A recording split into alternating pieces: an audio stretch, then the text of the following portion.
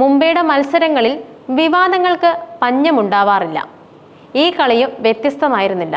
മലയാളി കൂടിയായ on-field umpire Karun നായരാണ് ഇത്തവണ പ്രതിക്കൂട്ടിലായിരിക്കുന്നത്. അദ്ദേഹത്തിന്റെ ഒരു തീരുമാനത്തിൽ സംശയവും ആശ്ചര്യവും പ്രകടിപ്പിച്ചിരിക്കുകയാണ് ക്രിക്കറ്റ് പ്രേമികൾ.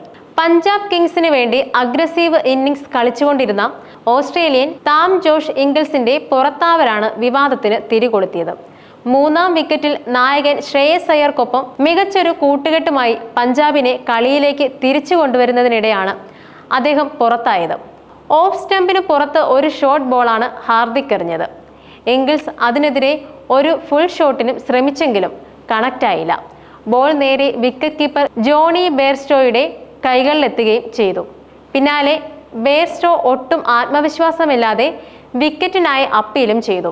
ഇത് കണ്ട് ഹാർദിക് വെറുതെ ഒന്ന് കൈയുയർത്തി. പെട്ടെന്ന് തന്നെ ഓൺഫീൽഡ് അമ്പയറായ നിതിൻ മേനോൻ അതും ഔട്ടെന്ന് വിധിച്ചു.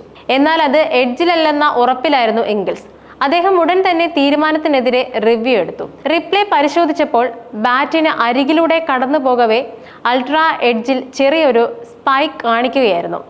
ഇതോടെ 21 ബോളിൽ 5 4-ഉം 2 6-ഉം അടക്കം 38 റൺസ് എടുത്ത ഇംഗിൾസ് നിരാശനായി ക്രീസ് വിടുകയായിരുന്നു.